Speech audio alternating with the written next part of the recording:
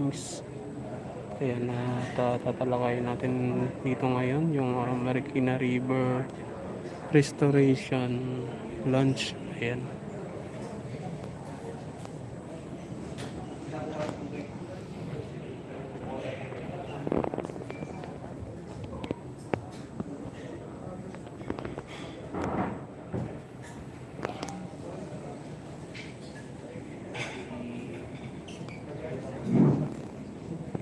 Ayan, nandito na si Secretary DNR Secretary Roy Isimato. Ayan.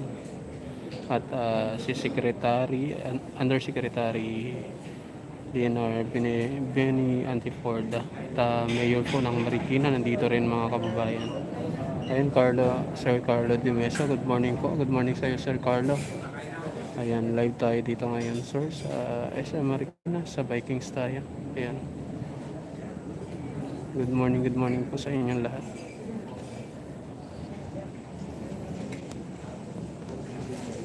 Ayan, ngayon lang ulit ako nakapag-live. Pasensya na po sa inyong lahat.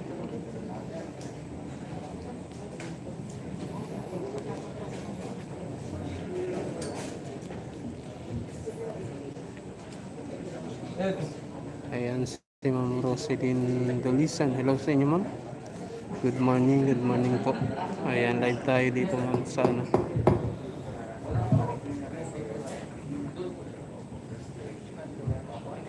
Kanina po may event po dito sa may Marikina. Kaso natapos na.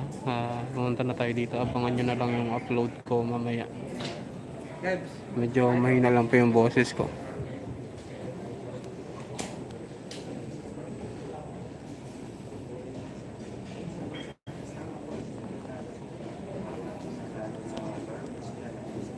Hi, Kuya Vincent. Hello sa inyo, Ma'am Roselyn Dolisan. Ayan.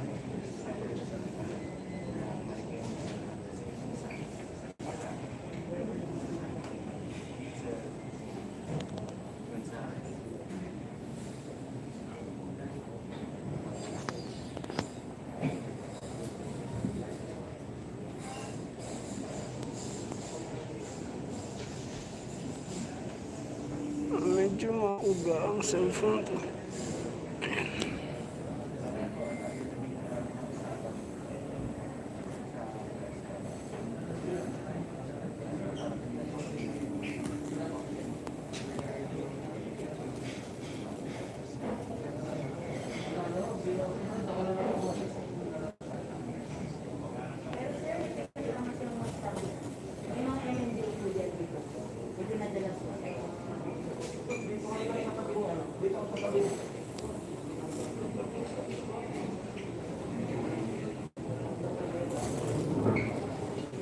Ayan, tumayo tayo kasi hindi natin makita.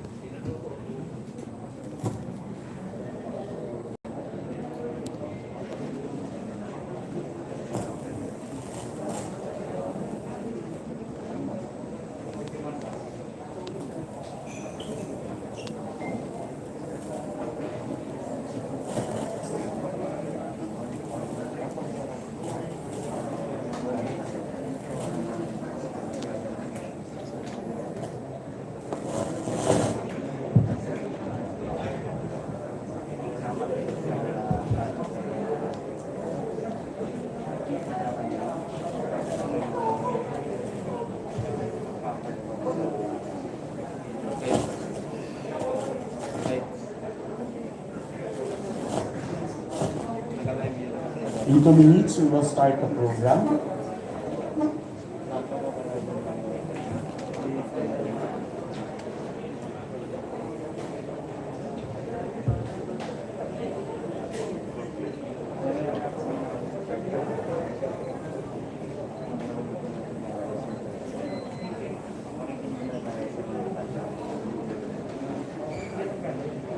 We would like to acknowledge the officers who are here.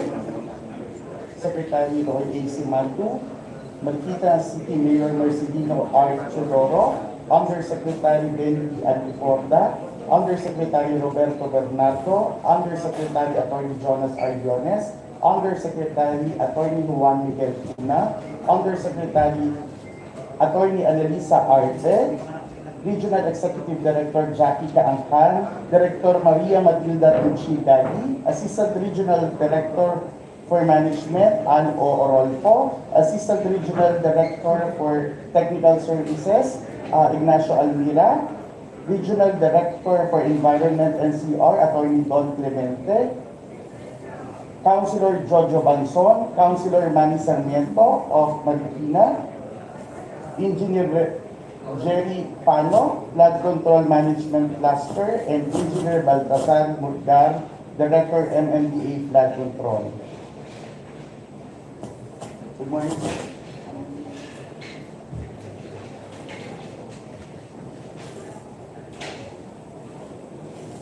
Good morning, ladies and gentlemen.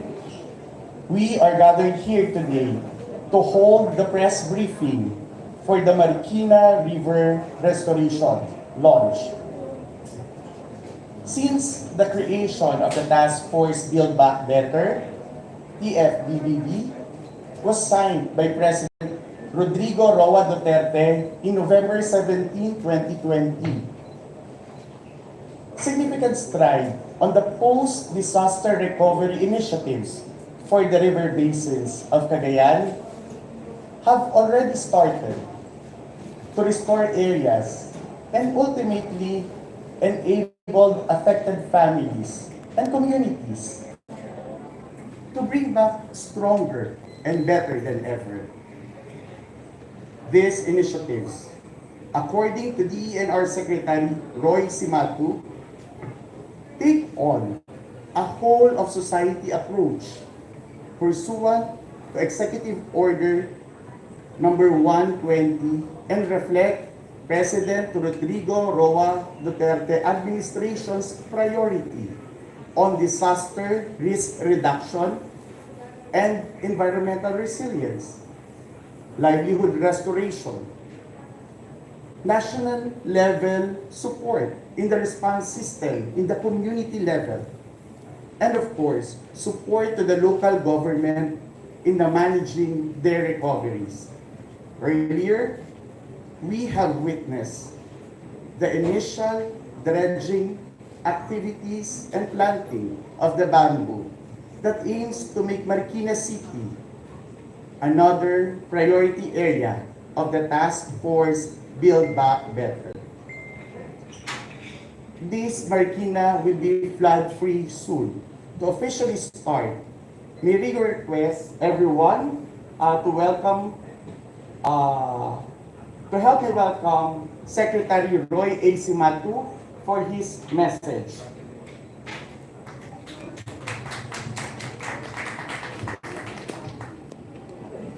Good morning again. I'll just follow on of my message to the people down there a while ago. But I would like to extend my thanks to the media. Compared to what we have done in Cagayan, ay kukunti lang kasi ang media nakarating doon. So, magpapasalamat ako with your presence today here. And this is just not usual activity after a launching a press conference, and we'll discuss things that will happen, what we expect to happen in the next several days or weeks or months of what we have launched on this morning. But certainly, we will continue to sustain this And even if, in fact, we have already started a collection of information of why the river downstream towards Pasig ay bakit sumikip ang river. And one very important information that I would like to realize that during the flooding here in Marikina, downstream, doon sa bago makarating ang Pasig River, hindi naman nabaha ang mga doon, daanan ng river. So the reason behind is, nakita ninyo kanina, nakita natin na yung river ay halos hindi gumagalaw. Hindi gumagalaw kasi almost level yung valley here in Marikina Valley, ano? And at the same time, yung pinagtaniman natin kanina ng kahoy, ay yung lupa doon ay galing sa river. And saan galing naman sa river ito? Ito yung nasakasahan ng river, ng tubig ng mga lupa sa tabi ng ilog. Ang ibig sabihin ay nag-giveaway yun dahil walang kahoy sa tabi ng river doon sa upstream. And that's also the reason why magtatanim tayo talaga ng trees, especially bamboo, sa gilid ng river upstream and downstream para hindi na maanod yung mga lupa na masakasahan itong river nito. So ito yung nakita natin kanina during that tree planting, yung lupa na pinagbungkalan natin doon ay galing sa river, galing sa eroded portion at the back of the river. So yun lang siguro masasabi ko muna, and my message, just to explain to you what we had done this morning, simultaneous launching on both sides of the river, at the same time, yung pagtanim ng kahoy. So with that, maraming salamat, and I welcome you all, and I would like to extend my thanks to you. Maraming salamat. Thank you very much, Secretary Roy Simatu. At this point, to give his message, ang ama ng lungsod ng Marikina, Mayor Marcelino Teodoro, sir. Magandang umaga sa ating lahat. Una, ang pasasalamat ng lungsod ng Marikina sa punong tagapagpaganap ng Task Force to Back Better, Secretary Roy Simatu. To Secretary Mark Villar, our gratitude also as represented here by Yusek Bernardo, and to Chairman Benjamin Abalos, as represented here by Engineer Bal. Engineer Bal, incidentally, has been with Marikina, undertaking several flood control projects. Ang flooding disaster na nangyari sa Marikina nung nakaraang Nobyembre, nung magkaroon ng bagyong Ulysses, nag-iwan ng isang katotohanan at realidad sa syudad na anumang uri ng pagulan, ang matinding pagbaha ay maaaring maganap, maaaring magdulot ng matinding kapahamakan at pinsala sa lahat. And our local capacity for disaster response, we need to strengthen it. At higit sa lahat, naniniwala ang Marikina na ang pagtutulungan ay mahalaga. A whole of government approach and a whole of society approach is imperative. At nagpapasalamat ang Marikina sa bayanihang pinamalas ng bansa sa tulong ng Pangulo. At si Secretary Simato, hindi alam ng lahat. Siya ay nagpunta rito sa unang pagkakataon ng pagbahang yon, at nakasama ko siya na magpunta rito sa ilog ng Marikina. At nakita niya ang pangangailangan na ito ay i-dredge. That's the word that he used when we first saw the river. We need to dredge because of the siltation, the natural siltation that happened to the river.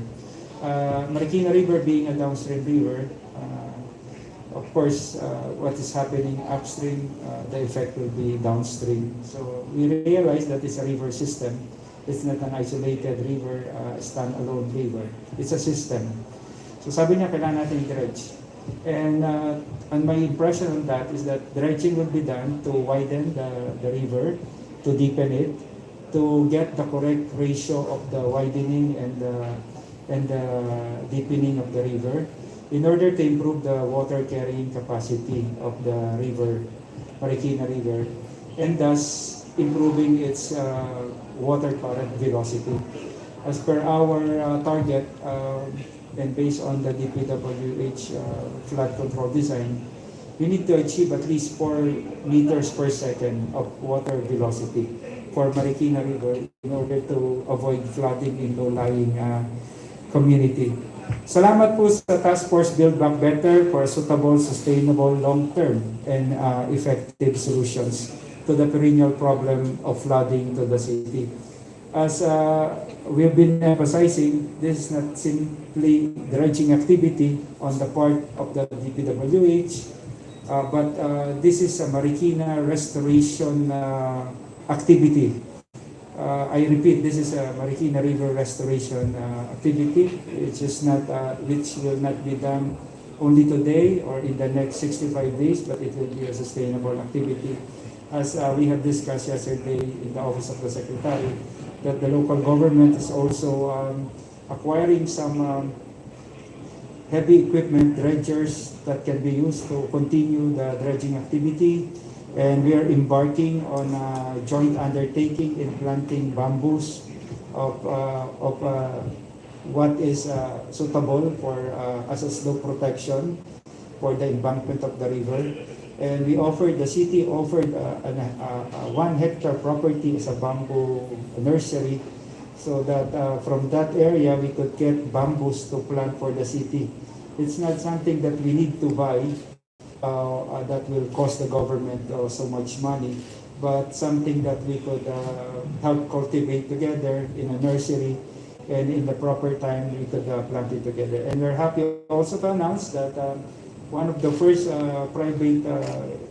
from the private sector that will be joining the activity is Shoemart Marikina. As on our way up here, the Shoemart Marikina promised to the Secretary that they will help in the such endeavor. Yung collective trauma at yung community trauma na naranasan natin ng Marikina sa pagbaha, nagpakita ito sa atin ng panibagong vigilance at natutuwa ang lahat po. Secretary Simato, maraming salamat po sa inyong initiative. At hindi lang po initiative dahil tulad ng sinabi nyo kanina, hindi lang mandato po sa inyo eh. Ito po'y malasakit niyo po para sa mga kapwa Pilipino at para sa buong bansa. Naniniwala po ako doon sa sinabi nyo kahapon mo sa akin, at sabi nyo nga po, practical po ang gusto niyo mangyari ni Presidente. By administration, may equipment tayo, may mga tao tayo, we have the engineering brigade from the military that could help us. Nariyan naman lahat ang kailangan natin eh. So, isang proyekto to na hindi natin pa pinaghihintay ng budget, isang proyekto to na wala na tayong hinihintay na kung ano bang approval through the task force.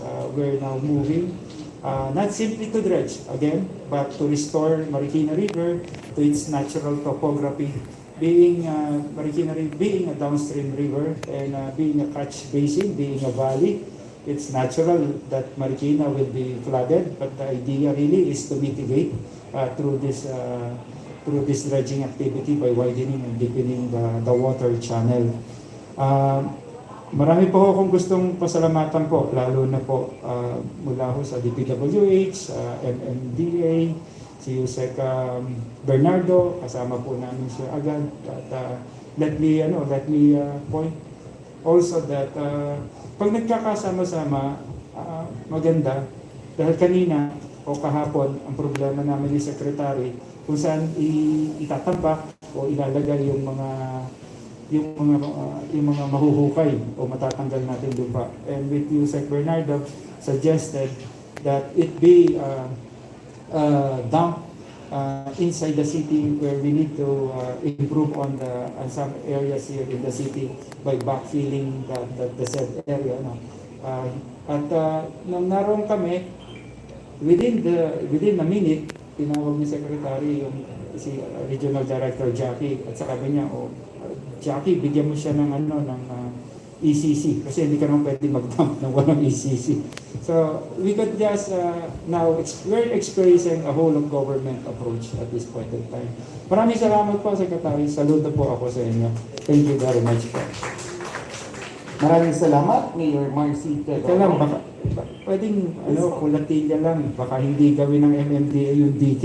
Hindi ko nabanggit. And also, similarly, banggitin na rin natin, I think it's noteworthy for the media to have this kind of public information. Since Chairman Abalos is also in that instance, hindi naman formal, casual, direct.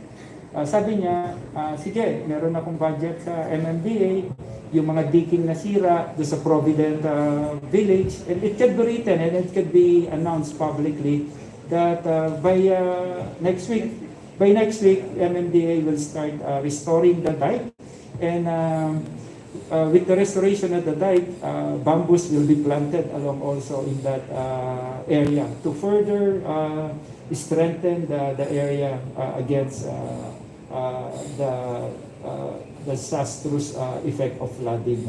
Maraming salamat din po sa MMDA.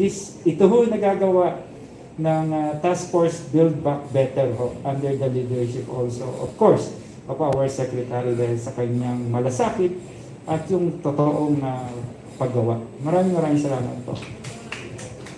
Maraming salamat, Mayor Marcy.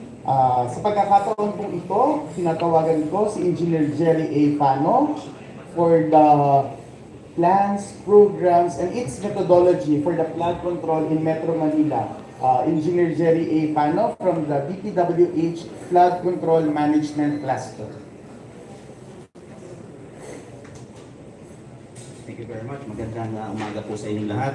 Allow me to present to you on behalf of the Department of Public Works and Highways, Secretary Mark Villar, represented by its alternate representative, Undersecretary Robert Bernardo here, who is very tirelessly working since day one of this task force creation, tirelessly working for the outputs of DPW, especially on the key results area 1, which is to build resilient infrastructures. Para po sa kalaman natin lahat, atin po na tignan sa board yung ating pong plan or methodology on how we will approach ito pong pag-restore natin and to rehabilitate Marikina River. Hindi po ito totoo na from out of nowhere, we will just dredge it, gaya po na sabi natin butihing mayor.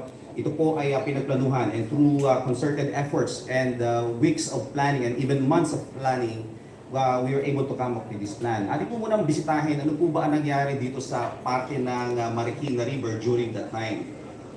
If my clicker allows, let me click it next. Series of slides pwede po natin pagbasihan. Actually, it is not only Typhoon Ulysses that affected us. You may focus your attention on the screen. Before Typhoon Ulysses on November 11 and 12, 3 typhoons visited us, this area.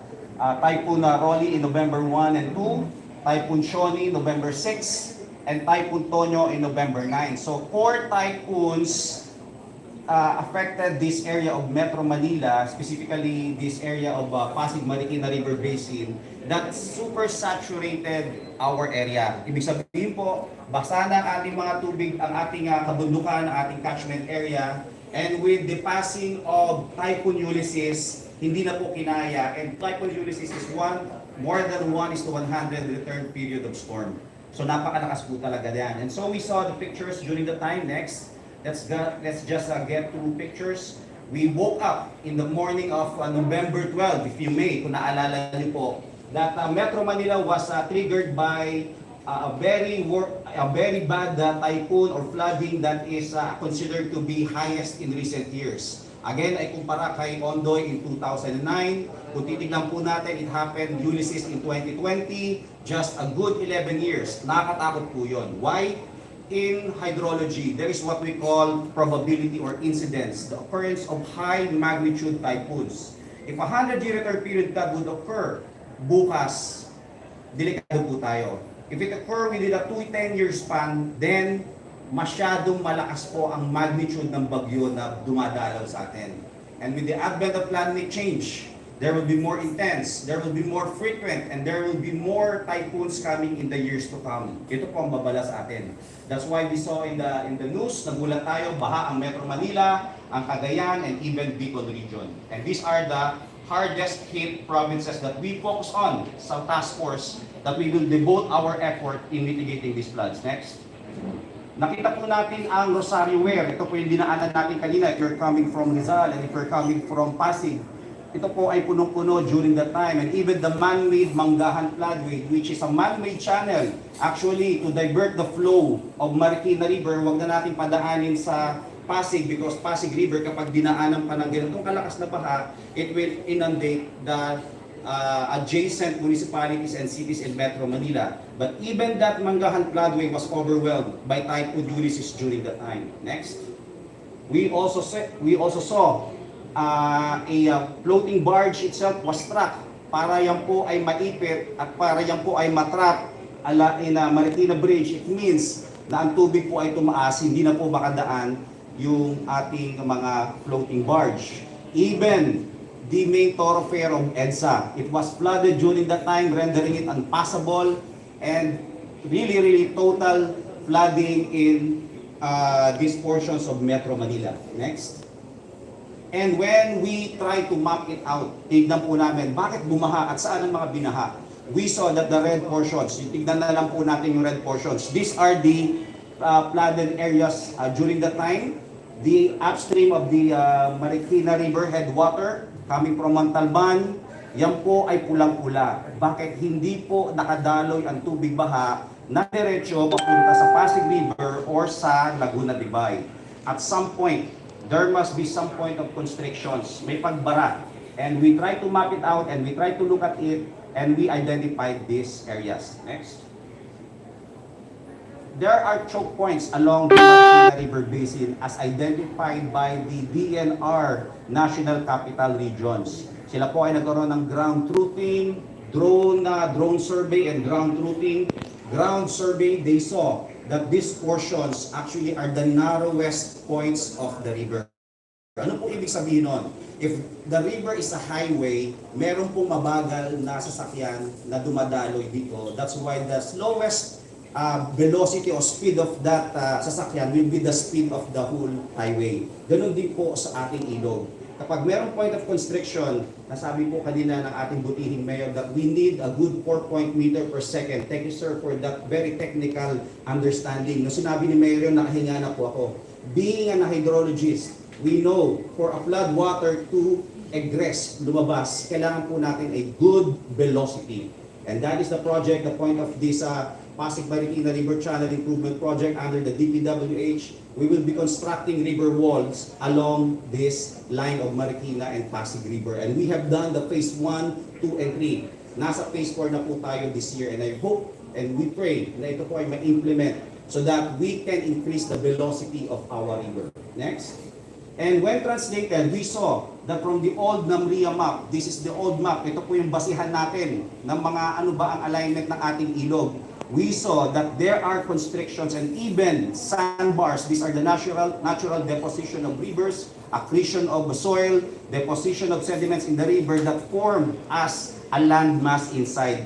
Lumiliit na po ang ibig sabihin, sumisikip na ang ating kailugan, and we need to remove this, to rehabilitate and to restore the Marikina River. Next. From that image, pumunta naman po kami sa DNR, NCR, and the LRA, and we were able to identify these lots, these properties, these parcels of lands that go inside the river. Ang record po niya nasa atin sa DNR, and this we try to enumerate. We have a list of this and we try to look at this. For simple understanding po, yung pula, yan po yung category 1 na tinatawag natin. Meaning, ito po mga lupa-lupaan na nasa ilog that is both unclaimed and untitled. And we try to focus in removing these red parts of our parcels of lands. Okay? So with this understanding and with this knowledge, we come up with a dredging plan, and we will go into that next slide. For the river plan or the dredging plan of Marikina River, we were able to come up with the priority, phase 1 of the dredging. Ano po ito? Actually, 4 sites po yan kasama. If we are in SM Marikina now, the part of this sandbar just in front of us sa ilog, yan po ay part of the sandbar also that we will try to cut and tatabasan po natin. But as it is, we identified 3 big sites. Site A, Site B, and Site C. Site A, being yung Olandes sewage treatment plant po na tinayuan natin kanina, this is the priority site for phase 1 of the project. Then we will go into that Site C, which is the East Metro Terminal part natin, and then the Site B, which is the Marikina, SM City Marikina part of the sandbar. Next slide.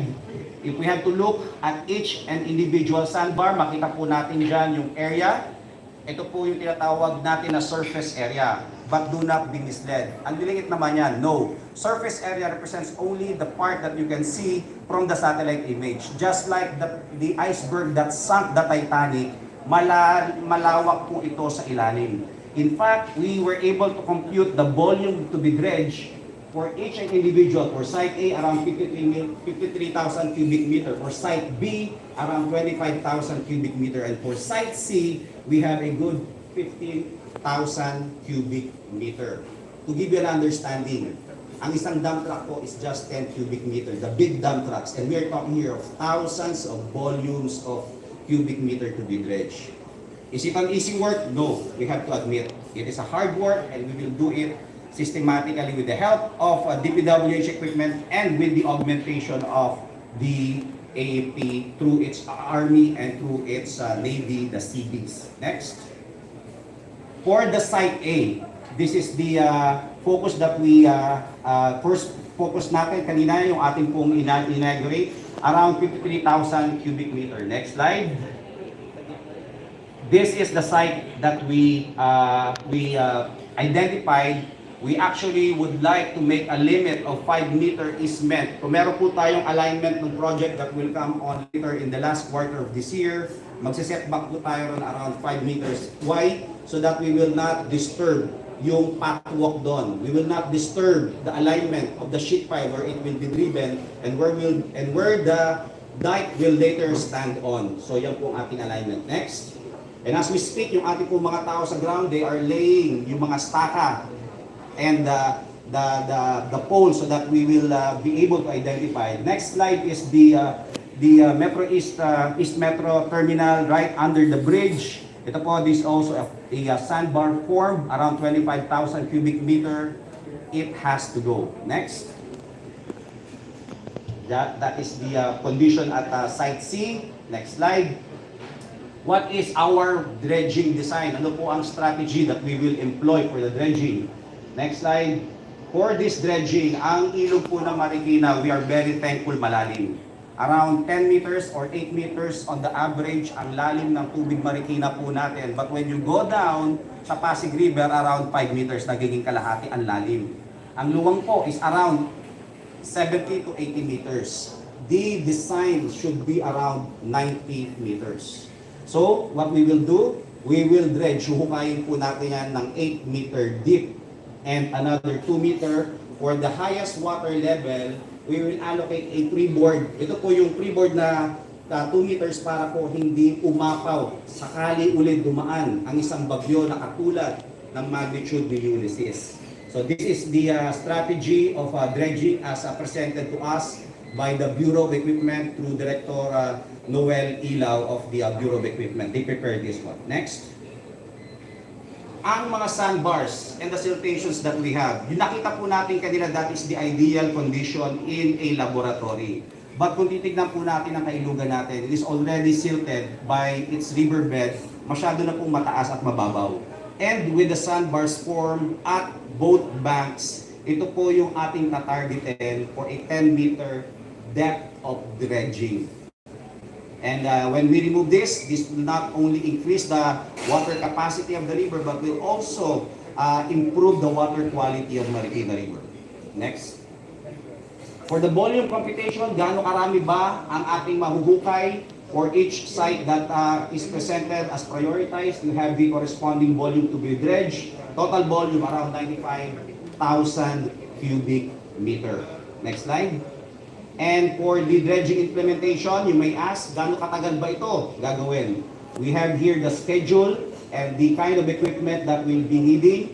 So far, and as we speak, the DPWH, through its National Capital Region through Director Eric Ayapana and its able 9 district engineering offices has committed around 20 dredging equipment, and yung contribution pa ng Army, a good around 30 heavy equipment will be deployed for this operation. When we started Build Back Better Task Force, sa Cagayan po, we devoted around 40 heavy equipment, dredgers and hauling equipment dump trucks. Ang tanong namin, kaya ba natin i-sustain? Thankfully, when we have this call for the deployment of equipment, the Army through its the AFP through its Army and its Navy, together with the district engineering officers of the DPWH, heeded the call and they deployed their own equipment. So thankfully, if we can do it for Cagayan, for Marikina, next third part will be in Bicol, we will also do the same.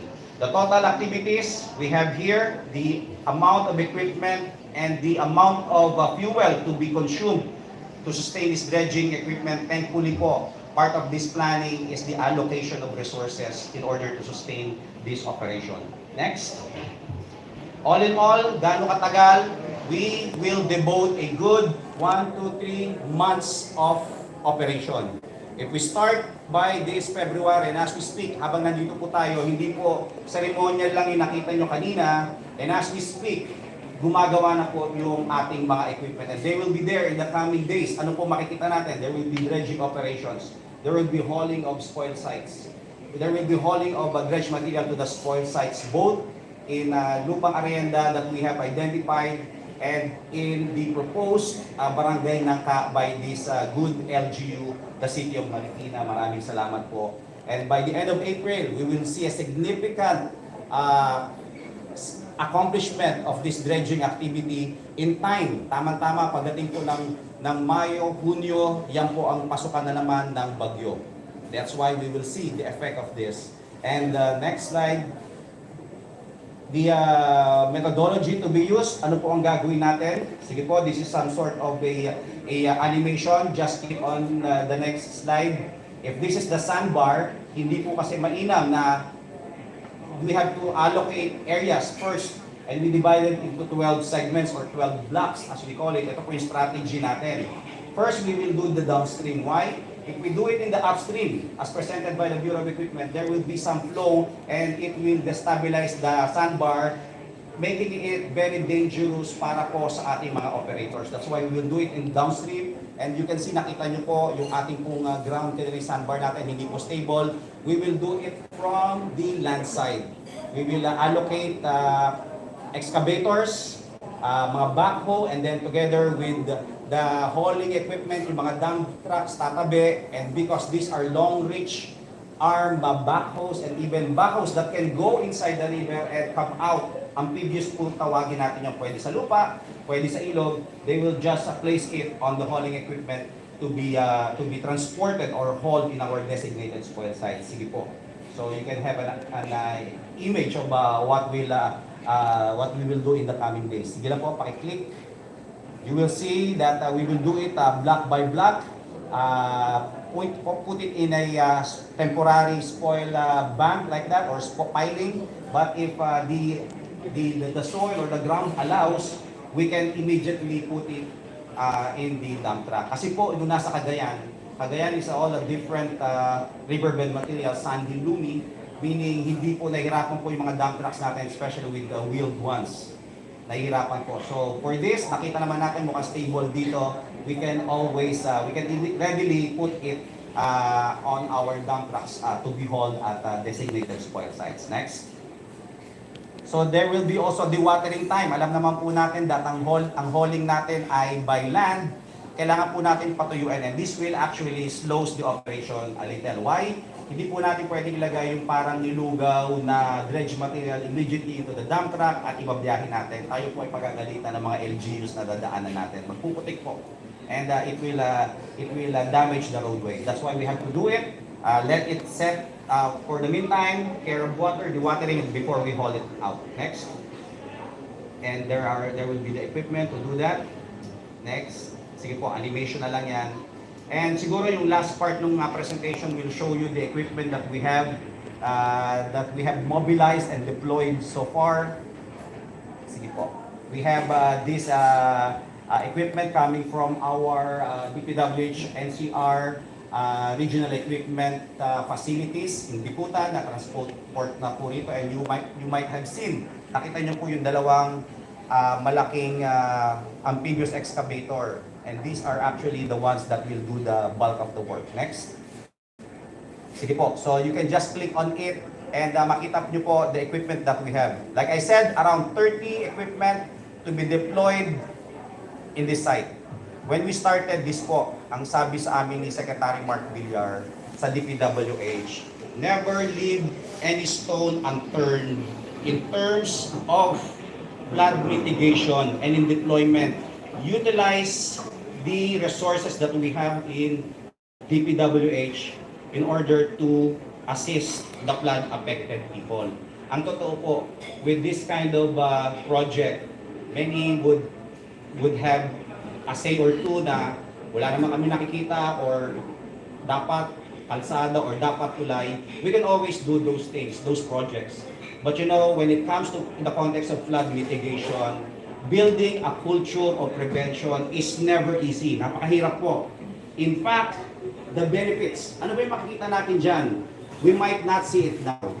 But the cost of prevention will be visible in the distant future. In fact, these benefits might not be tangible, hindi pa natin makita.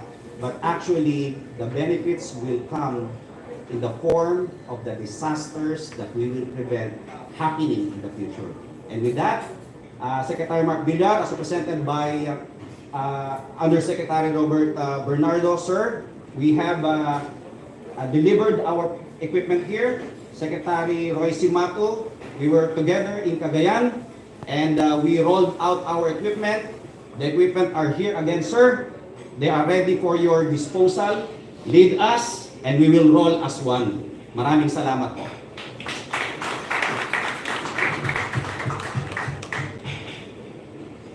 Maraming salamat.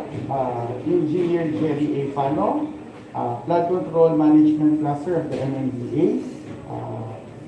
Ang mga naririto kong opisyal ng gobyerno ay si DNR Secretary Roy A. Simato, Marikina City Mayor Marcelino R. Teodoro, DPWH Undersecretary Roberto Bernardo, Engineer Baltasar Melgar, Director ng MMDA Flood Control, Undersecretary Benny D. Antiporda, Undersecretary Attorney Jonas Ariones, Undersecretary Attorney Juan Miguel Puna, Undersecretary Ed Leonardo, Undersecretary James O. Sampulna, Undersecretary Rodolfo C. Garcia, Undersecretary Annalisa Reguertate, Assistant Secretary Daniel Miser, Regional Executive Director for NCR Jackie Kaancan, ARD Al Orolfo, ARD Ignacio Almira, Director Tucci Gadi, Director Rolly Castro, EMB Director for NCR, Attorney Don Clemente,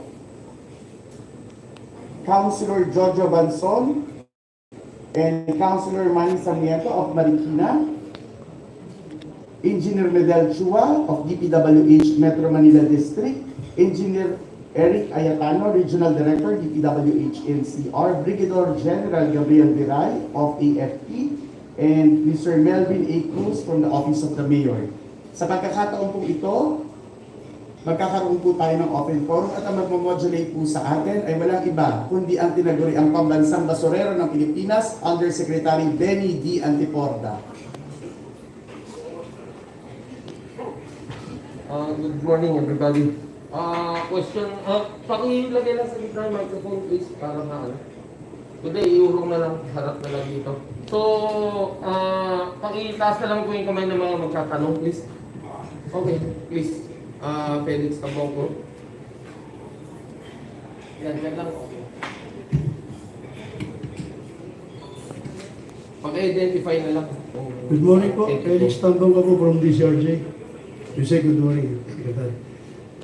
Yun pong activity na mag nyo kami na may portion yung lower part ng Marikina na almost 40 plus ang lawak ng ilog. So may plano na rin po doon. Maliban dito kasi yung continuation ng Marikina nila. Part of Pasig. Ayun. Hindi masyado marinig. Sige. Ayun. Out of Pasig po yun. Yung binabanggit ko kanina na almost 40 plus na lang meters yung wide ng ilog. So ano pong plano ron? Karugtong na rin po ba sir, diretso na ng rehab ng Marikina pag diretso na ron.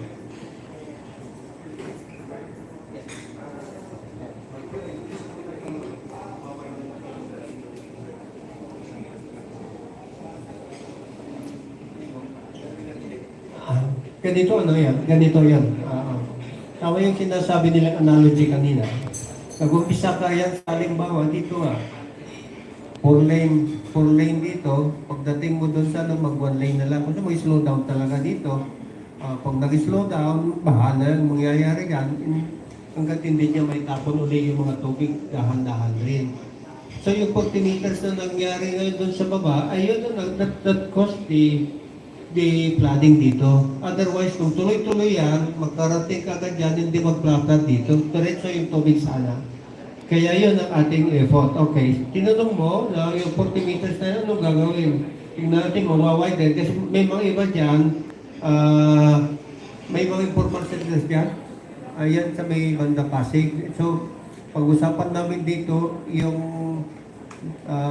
National Housing Authority, kung pwede nilang ma-priority to be relocated para ma-widen lalo yung, kasi nandun sila eh. Ito yung lugar na sinasabing 40 meters. So ito ngayon ang ating number one concern para naman tuloy-tuloy yung agos ng tubig. Isa pa, may mga structures dyan, lagay pa nga sila ng mga sementado na dyan eh. Dapat may isman sana yan na 3 meters, wala na. Tubig na kagad, tapos pader. Ay, hindi pwede yun. Talaga madedemolish ito. 3 meters, easement. We have to say that in the easement law, no structure will be built 3 meters sa bank of the river. So yan nakikita namin, kaya sumikip na talaga yung nandun. And likewise, find out kung paano sila nagkaroon ng titulo mga ito. And in fact, we are coordinating with the LRA kung paano nagkatitulo at saka yung DNR kung paano nagkatitulo dito. Dapat kasi di ba tituluhan yan tabi ng river. Sige, yun lang ating magagawa ngayon. Tinignan mo kanina yung plano dito sa Marikina. Ano lang ito? Umpisa pa lang ito. Pero as we go down, makikita natin sumisikip na yun. Then we'll already enforce the law, easement law. Salamat. Alam President, Go ahead. kasi laging nasisisi kasi yung pagpapami ba, isa na lang. Yes. No, go ahead. Pagpapami may back 2018 task policies. Laging may isisihan. At ang pinaka-palaging nasisisi po yung pagkakalbo ng Marikina watershed, illegal quarrying operation na nag-resulta sa quarrying activity suspension. So, nag-create po ang DNR through the Mines and Geoscience Bureau ng tatlong composite team to conduct an investigation with regards to quarry. So, ano na pong update nito at meron na pong gambay ng report yung composite team. Maraming salamat po. Again. Sige, ano yung ginagawa? Yung quarry suspension, may report na po ba yung composite team na nilikha ng MGB? DNR through the Mines and Geoscience Bureau. Yes, basically, nakikita naman nila when it comes to quarry, no? Very minimal yung, of course, may silt din ang gagaling sa kanya pag namulan. natural na tatanga yung iba na pupunta rin sa ilog. But very minimal. Basically, when it comes to flooding issue, ang talaga nagiging problema is yung talagang galing sa tuktok na naging mga subdivision na ngayon.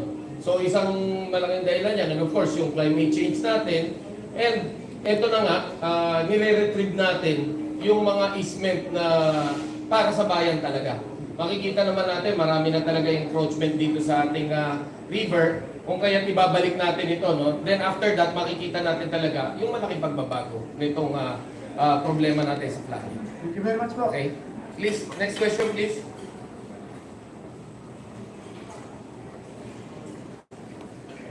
Good morning po, Luisa po from TV4.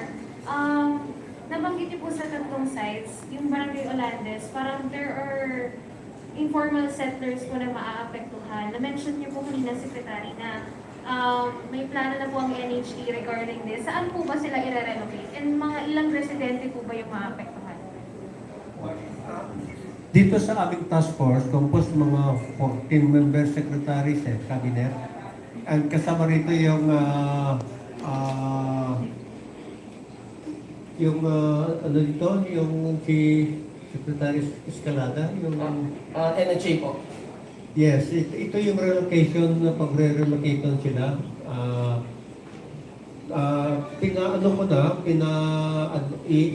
Dinirect ko na sila, napunta ito community na ito. Somewhere dito sa may, lampas na ng Marikina baba na sa Pasig side na ito. So yun ang pupunta natin, include Santolan side, and ito yung mga almost 500 families yata yung initial na ito. So we'll advise them, we find out really itong next effort namin kasi nag-considerate kami sa Manila Bay, yung mga informal settlers doon.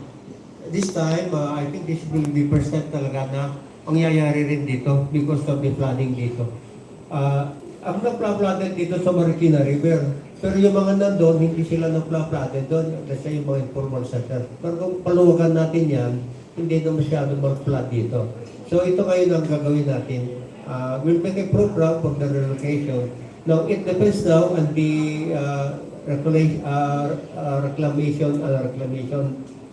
relocation administration to plan kung saan sila maaaring pupuntahan. Secretary, to make it clear lang po, yung iba kasi, nabanggit nyo kanina na parang may titulo po yung lupa na yun. Ano ba, i-investigahan po kung paano sila nagkaroon ng titulo dun sa lupa na yun? Sir, yung iba raw ho na nagkaroon ng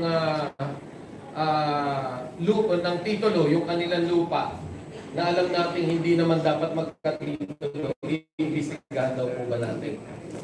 Dalawang bagay yan kung paano sila nagkatitulo. Unahin namin sa DNR mismo. Check namin kung paano sila nagkaroon ng titulo. And we will be going investigation dito kung sino yung mga nandyan noon, kung how come they were able to get the title. Kasi hindi pwede patituluhan siya sa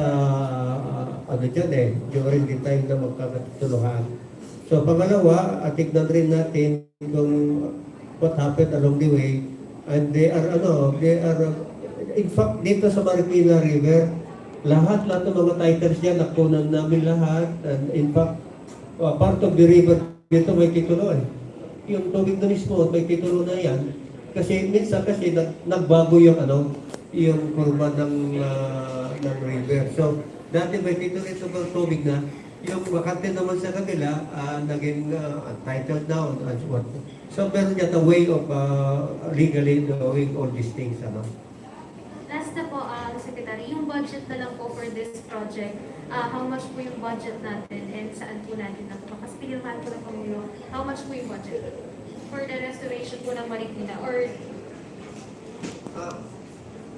Well, actually, katulad rin ito sa components ng mga projects na gagawin. Itong by administration ito, yung DPWH ay meron na silang built-in kasi nandyan sa Executive Order 120 na whatever is existing budget of the department na involved dito sa dredging ay they will use their own budget initially. Now, in the meantime, ang report naman ng Secretary of the DPWH ay they have enough fuel para dito. So nakikita natin, pinarada na nila yung mga equipment nila, mga bago, brand new. So, pati army, nakita naman ninyo, yung army equipment na dyan, i-share ang budget ng fuel para pag dito. It will, initially, walang budget ito. Coming from the lang muna, initial resources, available financial resources na nandyan sa appropriations nila. Ito ngayon, gagawin natin ito. Now, in kaso na magkukulang ito, I directed them to submit to me, to the task force, yung ilan ang magkanong magastos nila along the way. Let's say kung mag-spill over ito ng next year, ay lalagyan na ng appropriations ito. Pero ito ngayon, as of now, walang budget estimates dito. Yung ano lang, katulad yung sinasabi ko kanina, na yung food for work, na ipapaano sa mga livelihood, yung katulong lang nila dyan, ay this will also be taken by from the DSWD. Meron rin sila yatang budget ito. Now, in the event na kukulangin naman ito, we will ask sa Malacanang for additional funding. Last na po, Secretary. 65 days po yung target natin. May nakikita po ba tayong challenge para hindi makamit yung 65 days target?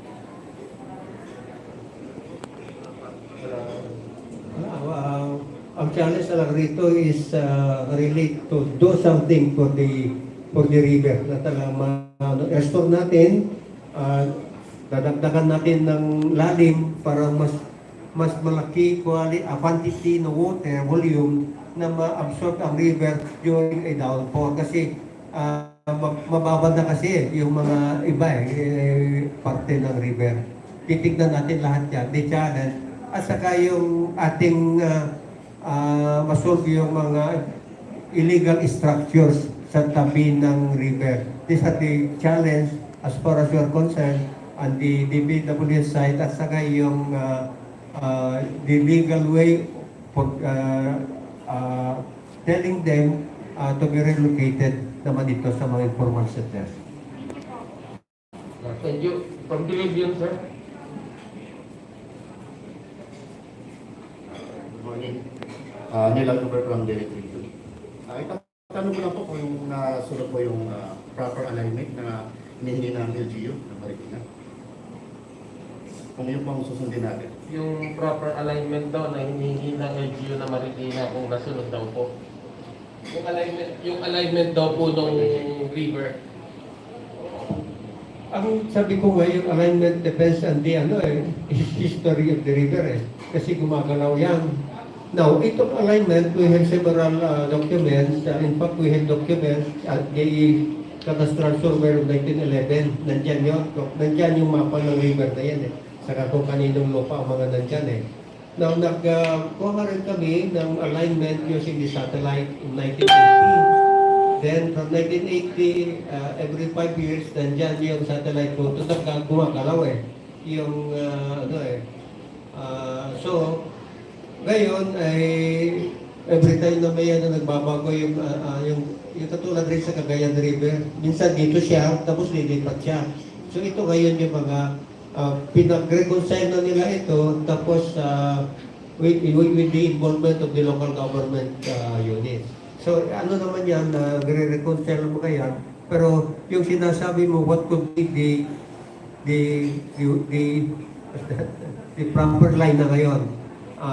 Well, yung task force na parang team na ginawa ko to come up with the recommendations mga ito in conformity with the NAMRIA, yung cadastral survey ng DNR, at saka yung may mamapa na rin ng local government unit. Last na lang po, Yung for reconciliation. may exact figure na po tayo kung ilan po yung mga illegal structures sa mga reclamation areas na aalisin po natin along the river. May I request the NCR who is in charge of this, to answer this one. Sure. I would like to interject with the question of Luis and Neil. Yung illegal structure, For a fact, wala namang illegal structure na tatanggalin o informal settlers dito sa initial stage. Malinaw yan kasi it might bring about panic in the adjoining community considering that Marikina has suffered recently the effects of Typhoon Ulysses, so we don't want to aggravate the pressure on the part of the nearby community. Initially, my understanding based on the map presented by Jerry here, ito yung planong susundin eh. Humihingi rin ako. Nakita natin yung site A, B, and C, ano ha? Ayan So yung mga walang ano nila, informal Michael. settlers doon. So when the secretary said that there are some informal settlers that will be affected, this is further downstream in Pasig, along Pasig River in the Pasig area. So I think the secretary has an inventory on this, and social preparations are being done, consultation with the communities concerned. And I think Director Jackie here is the one being tasked to undertake such consultation for those communities to be affected. So let us be clear on this matter. For a fact, there will be no displacement and no demolition of informal settlers on the initial stage on this part of the Marikina River. Kasi there are no existing. Meron marahil na ilang reclaimed area on the eastern terminal side, on the other side of the bank. And yun yung site B and site C in the map. Kung titingnan nyo kanina, titingnan nyo natin mabuti. Pasensya na, nag-interject. Baka lang kasi No problem, misdirected yung ano. Ang kasi sinasabi sa atin, magdi-dredge pa eh, dun sa baba. Dahil hindi pwedeng hindi mag-dredge kasi ang principle parang highway. We need to maintain the speed on the highway. Pag yung highway naging local road, yung national highway, naging maliit na alley, talagang magkikipot at babagal yung takbo ng traffic. Similarly, we're applying the same principle for the Marikina River. Kay Sec, si Ma'am. With regard po dun sa reclamation area, yung kay Congressman Billy yata, matatanggal ko ba yun, matatamaan yun dun sa natin? Yung sagutin ko muna kanina. Ako. So, I agree po yung sinasabi po ni Mayor, yung ginawa po ng DNR NCR is to map it and get the actual drone survey. Yung ginawa namin, nag-drone and then patong yung mga mapa. So, we identified po 3 areas po, which is the sites of today's event. So, wala po talagang sinasabi natin ISF or anything structure, it's just a landmass na saka part ng So, yung sinasabi po ni Secretary, we have already done kasi yung pababa, downstream, going to Pasig, and we have seen na may mga ISF that will be addressed as part of the activities of the Task Force BBB going downstream na nagiging bottleneck. So, yun po yun, yung sinabi din ni Mayor is yung the areas, the sites today, yun po yun. With regard po dun sa reclamation area, tatamaan po ba yung BFCP na tinatawag yung kay Congressman Billy? Dito lang yata malapit sa Marikina. So yung in-identify po ng mahabang proseso po ang ginawa ng DNR NCR, no? And survey, lahat na po, research sa LRA and ito also the assessor's office. So inuna po namin, kinategorize muna namin yung safe areas, meaning untitled. So yung untitled po, it is public land. So yun po ang prioritize, which yung sites na tinuro natin yung tatlo. So the others would be dealt with depending on, ito na nga po yung sinasabi ni Secretary kanina, that will be reconciled, harmonized, may mga tinitignan tayong parameters. So yun po yun. So yung inaksyonan po ngayon are untitled property which belongs to the government. So yung BFCP, untitled po yun o titled? May mga portion po doon na nasa tubig na ina-identify. So we are still harmonizing po all the records. All the records po from us, from the LRA, as well as from the assessor's office. Okay, thank you po. So that is Regional Executive Director of the DNR NCR. Guys, 10% na lang ako guys. Mamaalam na ako sa inyo. NCAN. Okay? Yan, Para 10% na lang, So, walobot next na ako. question please. Maraming salamat po. Okay, please. Ngayon po